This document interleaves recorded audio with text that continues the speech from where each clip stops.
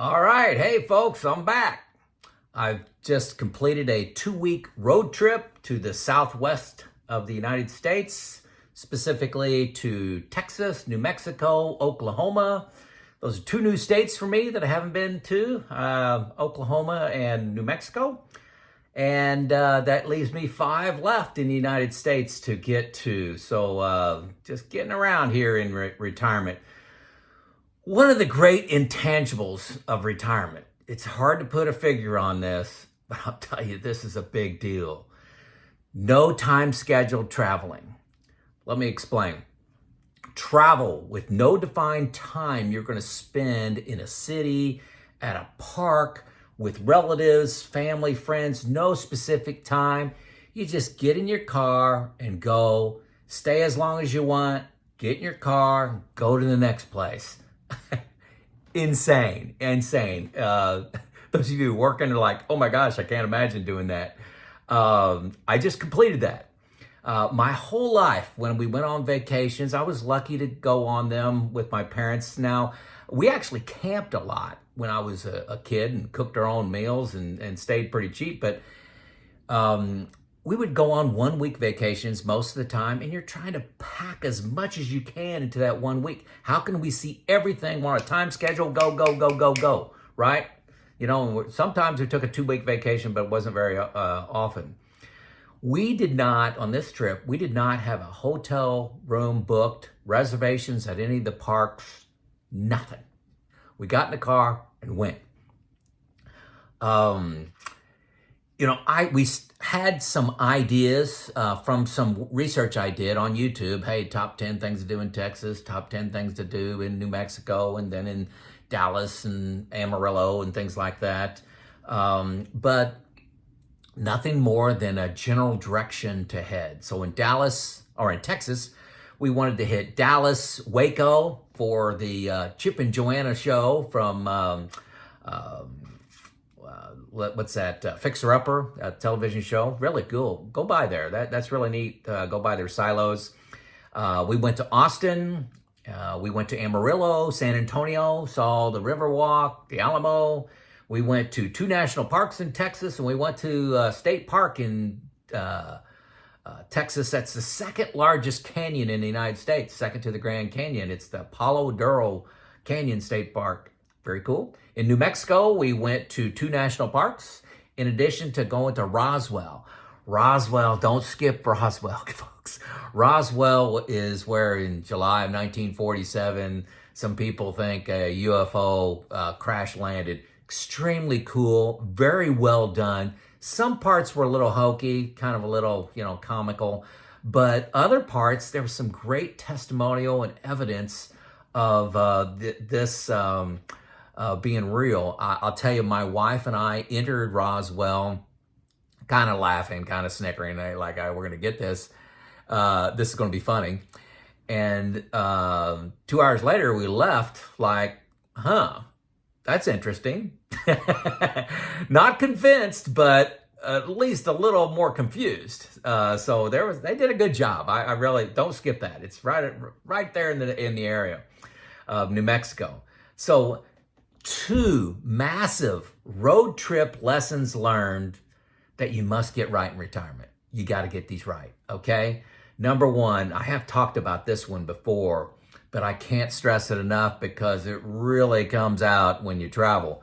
You better get along with your spouse. You're with them 24/7. This is in all of retirement, but it's really concentrated when you travel. I tell people when they ask me for advice in this area, I said, man, it's okay to be on 1 or 2 journeys alone by myself. I'm married, obviously. But if I wanted to have golf as a hobby or pickleball as a hobby, that's fine, okay? I have this hobby of my YouTube channel here, a hobby of some consulting that I like doing. I write some articles. All those are just different hobbies of mine that I'm on by myself. But you need to have 2 or 3 hobbies you're on with your wife or your significant other. 1, we like to travel together. So we're on that journey together. 1, we exercise and have nutrition goals together. We have friends together. We have a lot of things that we do together with family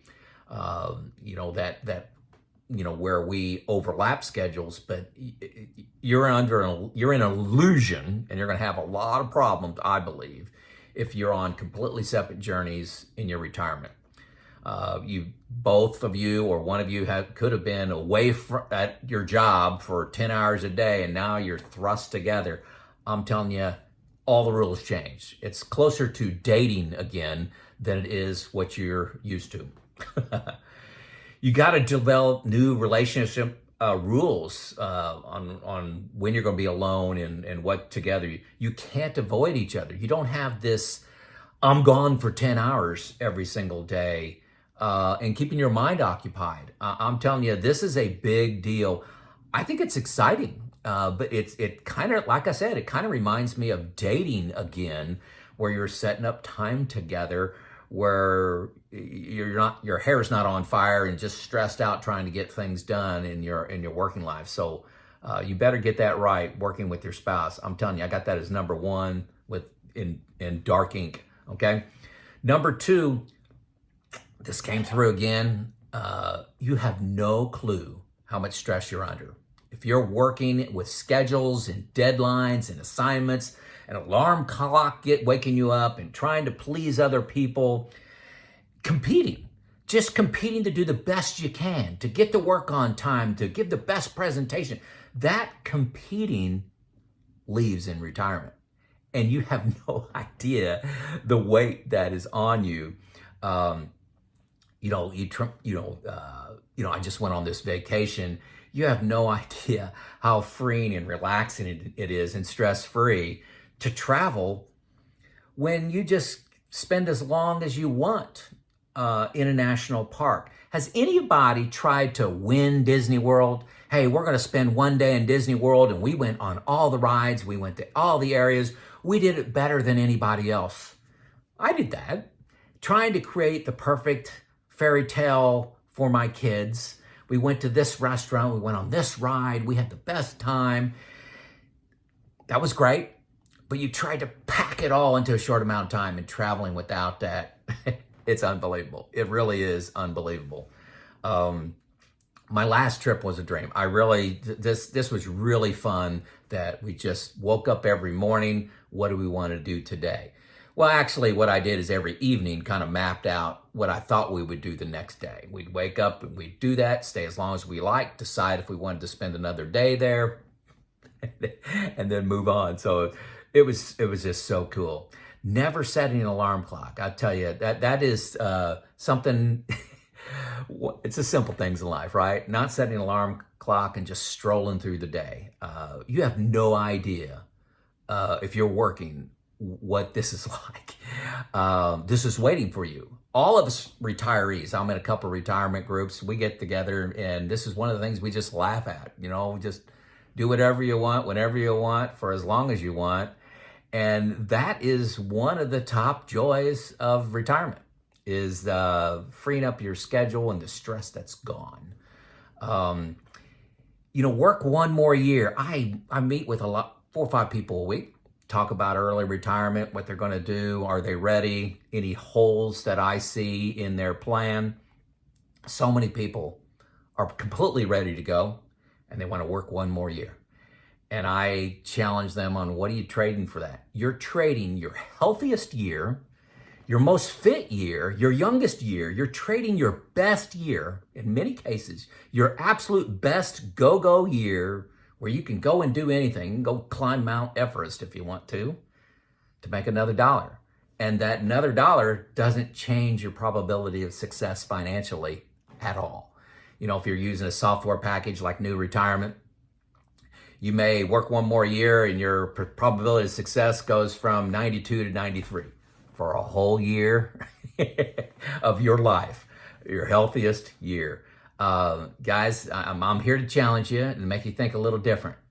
That New Retirement software, I do love it. I do recommend it. There's a link below.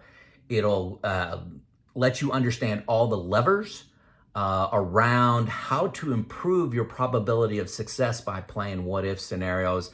It's the best I've seen for taxes. Take a look at it in the link below. Highly recommend it.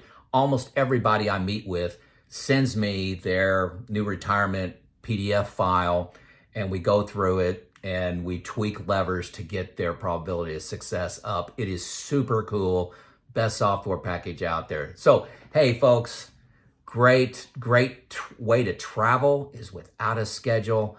You have no clue what stress you're under. That's the second rule or lesson learned I wanted to pass on is you have no idea what stress you're under if you've got a job.